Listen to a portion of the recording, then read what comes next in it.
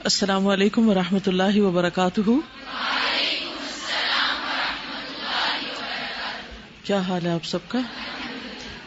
نحمده ونصلی علی رسولہ الکریم، اما بعد فاعوذ باللہ من الشیطان الرجیم، بسم اللہ الرحمن الرحیم. رب اشرح لی صدری ویسر لی امری واحلل عقدۃ من لسانی یفقہوا قولی. رمضان کے لیے تیار ہیں؟ کیا تیاری کی؟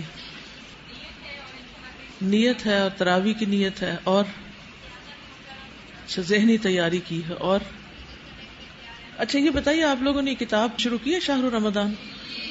کس کس طرح تیاری کی جاتی؟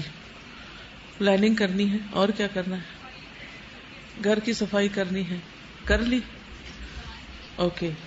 اس لیے میں ریکمینڈ کروں گی کہ سسٹمیٹیکلی سوچنے کے لیے آپ اس کتاب کا مطالعہ خود بھی کریں اور دوسروں کو بھی ساتھ شریک کریں.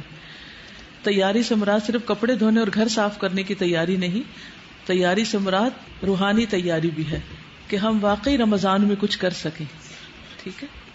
رمضان کی تیاری کا بہت اہم حصہ یہ ہے کہ ہم چاند دیکھنے کی تیاری کریں، کیونکہ نبی صلی اللہ علیہ وسلم نے فرمایا ہے اذا رأیتم الہلال فصوموا واذا رأیتموہ فافطروا فان غم علیکم فصوموا 30 یوما. جب تم رمضان کا چاند دیکھو تو روزہ رکھو، اور جب شوال کا چاند دیکھو تو روزہ افطار کرو، اور اگر مطلع ابر آلود ہو تو 30 روزے پورے کر لو. تو صوموا لرؤیتہ وافطروا لرؤیتہ، اس کو دیکھ کے روزہ شروع کرو، دیکھ کے افطار کرو. یعنی رمضان کا اختتام بھی چاند دیکھنے کے ساتھ ہونا چاہیے. تو ہمیں رمضان کا استقبال کرنا ہے چاند دیکھنے کے ساتھ، اور اس کے لیے آج آپ اپنے سب گھر والوں سمیت کوشش کریں گے کہ چاند کو دیکھ کر روزہ رکھیں. اور جب دیکھیں تو نیت اور سوچ یہ ہونی چاہیے کہ میں اس وقت نبی صلی اللہ علیہ وسلم کے حکم پر عمل کر رہی ہوں. بہت سے ذہنوں میں یہ سوال پیدا ہوتا ہے کہ سعودی عرب میں روزہ ہو گیا ہے، کینیڈا میں روزہ ہو گیا، دبئی میں روزہ ہو گیا ہے، آخر ہمیں کیا ہے، ہمارا روزہ کیوں نہیں ہوا؟ اس کی وجہ یہ ہے کہ ہم نے ابھی چاند نہیں دیکھا. تو چاند دیکھے بغیر ہمیں روزہ نہیں رکھنا. تو پہلی چیز کیا ہے؟ ہمیں چاند دیکھنا ہے. اور اگر بادل ہو تو اس کا بھی آپ نے فرمایا کہ پھر فَأَكْمِلُوا الْعِدَّةَ 30 کی گنتی پوری کر لو، یعنی شعبان کے 30 دن کر لو. یعنی ہمارا 30واں دن شروع ہو چکا ہے. تو اب اس کے بعد 31واں کوئی نہیں ہے. تو کل ویسے تو روزہ ہوگا ہی، تو اس کو فار گرانٹیڈ نہیں لیں کہ کل روزہ ہے تو روزہ رکھ لیں گے، سب رکھ رہے ہیں ہم بھی رکھ لیں گے. تو اس کو سنت کے مطابق شروع کریں.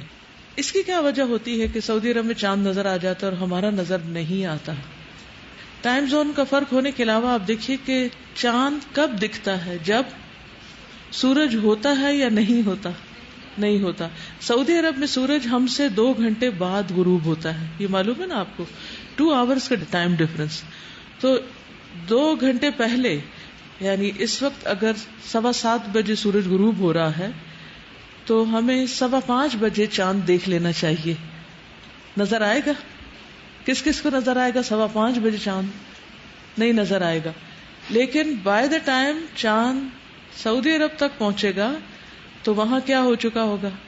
7:15 ہو چکے ہوں گے، مغرب ہو چکی ہوگی. اور مغرب سے تھوڑی دیر پہلے وہ اگر چاند دیکھنے کی کوشش کریں گے تو انہیں چاند نظر آ سکتا ہے، جو ہمیں نہیں آ سکتا. اس لیے ہمیشہ ہم ایک دن پیچھے ہوتے ہیں. اور چونکہ نبی صلی اللہ علیہ وسلم نے ہمیں یہ سکھایا کہ چاند دیکھ کے روزہ رکھو، اس لیے ہم ایک دن اور موج کر لیتے ہیں. مجھے ہمیشہ پاکستان میں ایڈڈ بینیفٹ یہ نظر آتا ہے ایک دن پیچھے ہونے کا، کہ زیادہ اچھی طرح تیاری ہو جاتی. لاسٹ مومنٹ تک بھی ہم تیاری کرتے رہتے ہیں لیکن ساری تیاری مکمل نہیں ہوتی. جسمانی تیاری، ذہنی تیاری، روحانی تیاری، کئی اعتبار سے ہمیں تیار ہونا ہوتا ہے. اس طرح جب ایک دن اور ملتا ہے مہلت کا تو مجھے بہت غنیمت لگتا ہے کہ اللہ تیرا شکر ہے کہ ایک دن اور مل گیا. پھر سوچتی ہوں کہ کیا موت کے وقت بھی 1 گھنٹہ 1 دن اور ملے گا کہ مزید کچھ کر سکوں؟ تو اس کے لیے مجھے آج ہی کچھ کرنا ہے. اور رمضان کا مہینہ تو نیکیوں کا موسم بہار ہے، اس لیے زیادہ سے زیادہ اپنے بیگ پیک کرنے ہیں. دیکھیں جب آپ دنیا میں کسی سفر کے لیے روانہ ہوتے ہیں تو عموماً کیا ہوتا ہے، آپ ایک محدود سامان ساتھ لے جا سکتے ہیں. مختلف فلائٹس پر 20 kgs 25 kgs 30 kgs کی اجازت ہوتی. کچھ فلائٹس پر 2 بیگ لے جانے کی اجازت ہوتی، کچھ پر اسٹرکٹلی صرف 1 بیگ لے جا سکتے ہیں. اب اگر آپ 2 مہینے کے لیے ٹریول کر رہے ہیں تو 1 بیگ میں کیا کچھ لے کے جا سکتے ہیں؟ کتنا کچھ زیادہ نہیں لے جایا جا سکتا، اور بہت سلیکشن کرنی پڑتی. لیکن آخرت کے لیے جب آپ کو اپنے نیکیوں کے بیگ بھرنے، اپنے سوٹ کیسز پیک کرنے ہیں، تو کوئی لمٹ ہے وزن کی؟ ہے کچھ نہیں. دنیا میں اگر آپ نے کچھ پیک نہیں کیا ہوتا تو کیا منزل پہ جا کر آپ کو مل جاتا ہے؟ مل جاتا ہے. مثلا یہاں سے اگر آپ دبئی جا رہے ہیں تو پاکستان سے زیادہ اچھی چیزیں مل جائیں گی. آپ اپنا ٹوتھ پیسٹ لے جانا بھول گئے، آپ ٹوتھ برش لے جانا بھول گئے، آپ ٹاول لے جانا بھول گئے، وغیرہ وغیرہ، تو کیا ہوگا؟ آپ ہمیشہ یہ سوچتے ہیں اچھا نہیں بھی سامان رکھا جا سکتا تو کوئی بات نہیں، وہاں پہنچ کر اور نئی چیزیں لے لیں گے، اچھی چیزیں لے لیں گے. تو آپ کو کوئی غم نہیں ہوتا گھر پہ چیزیں رہنے کا، کیونکہ وہ گھر پہ ہی چھٹی ہوتی. لیکن آخرت کے بیگ میں، آخرت کے سوٹ کیس میں اگر آپ نے چیزیں نہیں رکھی پوری، تو کیا وہاں آپ کو کچھ مل سکے گا؟ کوئی اور دے دے گا جس چیز کی ضرورت ہوگی؟ نہیں، وہ آپ کو یہیں سے لے کے جانا ہے. تو اس لیے ایسا موسم بہار اور ایسی سیلز کا سیزن آ گیا ہے کہ جس میں چھوٹی چھوٹی نیکیوں پر بے شمار اجر ہے. خوب بیگ بھر لیں، اور اس کے لیے چست چاقو چوبند ہو جائیں، کمر باندھ لیں، گیٹ ریڈی. ٹھیک؟ اور کیا کیا کرنا ہے آپ کو، اس کا آپ کو اس کتاب سے کرنے کے کام کے تحت بہت کچھ مل جائے گا.